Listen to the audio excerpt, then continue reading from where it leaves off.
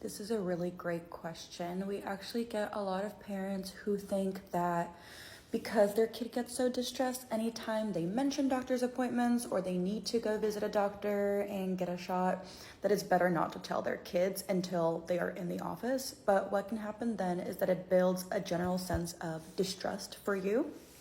And sometimes in extreme cases, kids will get so anxious, even if you put them in a car when you're not going to the doctor, but you don't tell them where you're going. So it builds this like constant anticipatory anxiety.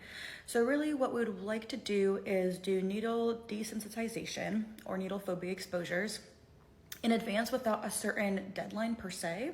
You can have a rough goal, right? Like if it's flu shot season or if you have to have a blood draw in a couple months, to give yourself enough time to practice and have your child feel comfortable.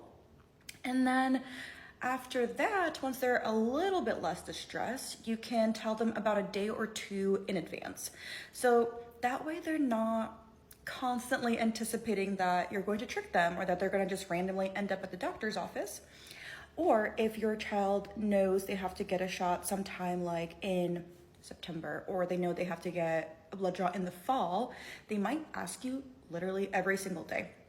So in that case, just tell them, hey, I understand you're worried. You've done a lot of work to prepare for needle phobias.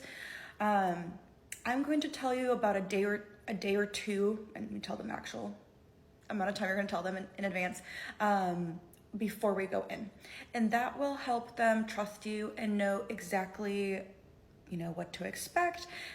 And it can help build some of that distress tolerance. They can tolerate distress for about a day or two. That's okay. I hope this helps.